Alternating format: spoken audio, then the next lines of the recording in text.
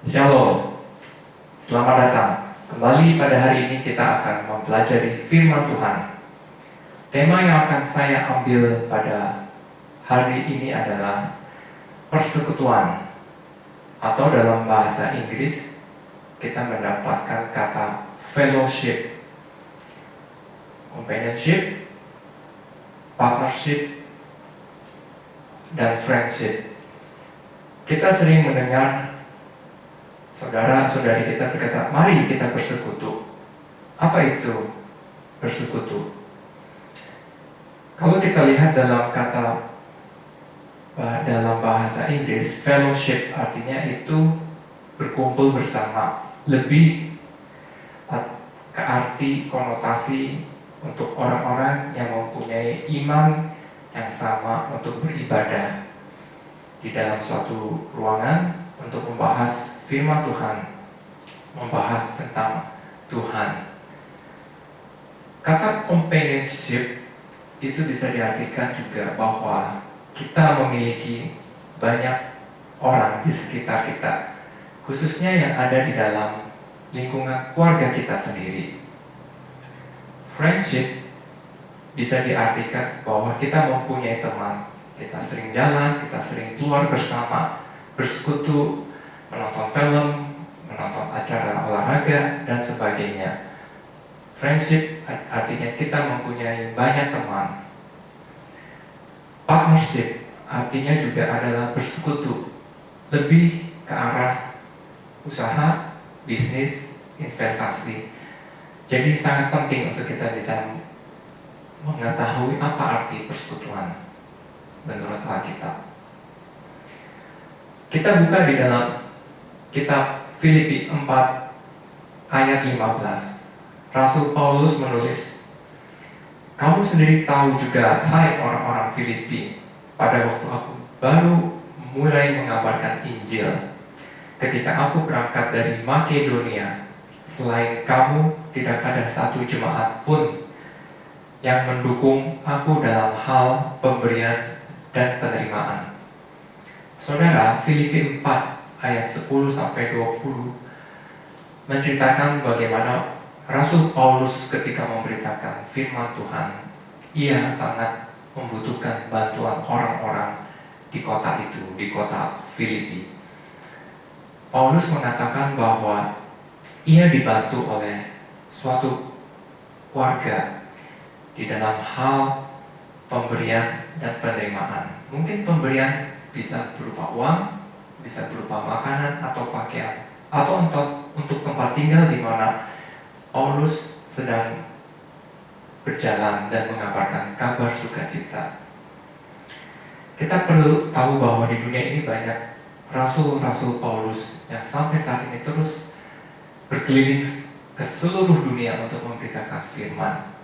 Dan kita sebagai jemaat yang tinggal di kota tempat kita berada, kita sudah selayaknya juga membantu kegiatan-kegiatan para rasul atau misionaris atau hamba-hamba Tuhan ini. Rasul Paulus menulis bahwa ia dibantu oleh satu orang atau keluarga ini di kota Filipi. Artinya bukan hanya ia ingin dibantu, tetapi kalau kita baca di ayat yang ke-14, Rasul Paulus menulis bahwa namun baik juga perbuatanmu telah mengambil bagian dalam kesusahanmu. Artinya Paulus menghargai pengorbanan kita, karena kalau kita berkorban tentunya tidak mudah, apalagi untuk sesuatu yang tidak bisa kita langsung lihat, seperti pengabaran firman kepada semua orang di seluruh dunia. Itu juga memerlukan waktu. Tetapi di ayat 17 kita baca bahwa bukan pemberian jemaat yang diutamakan oleh Rasul Paulus, tetapi buah. Ya betul, buah yang akan dinikmati oleh jemaat itu sendiri, karena ia telah membantu para rasul.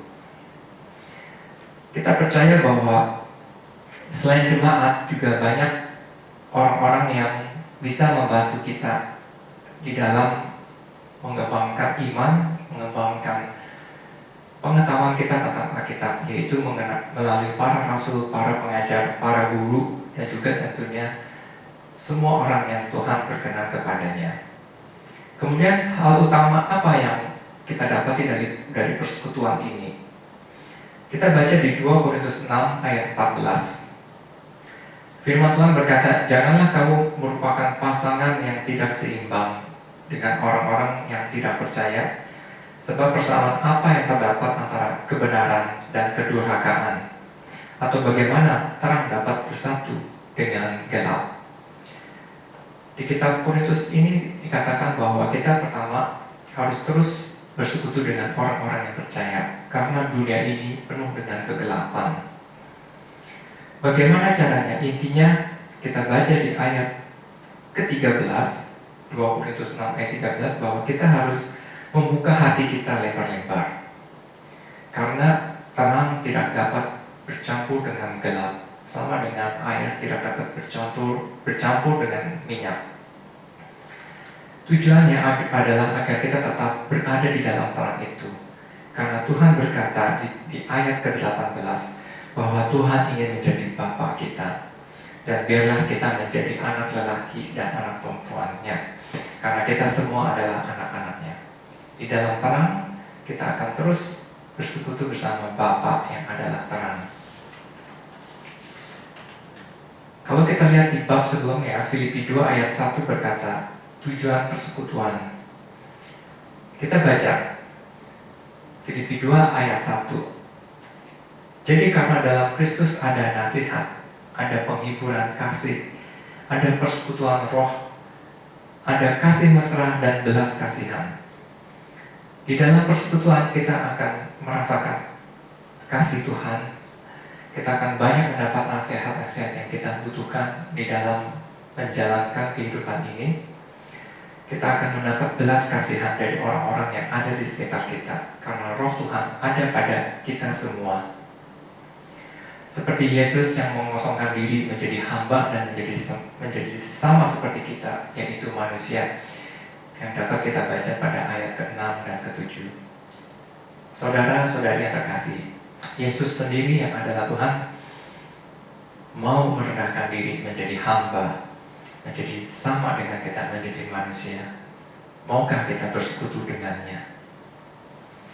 Kalau ya, pertanyaan berikutnya adalah tentunya bagaimana kita bisa bersekutu dengan Tuhan?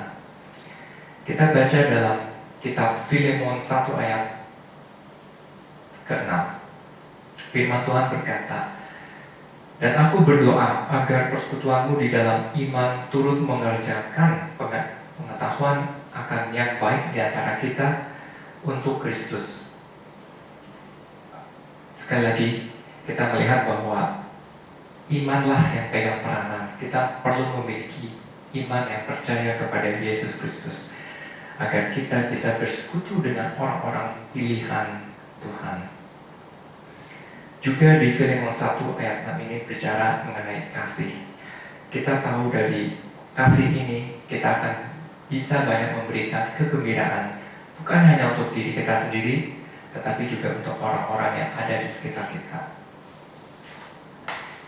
Saudara, tujuan dari persekutuan, fellowship, companionship, partnership, dan friendship menurut Alkitab adalah agar kita semua menjadi anak-anak terang dan masuk ke dalam kerajaan yang abadi di surga nanti. Mari kita baca Kolose 1 ayat 12.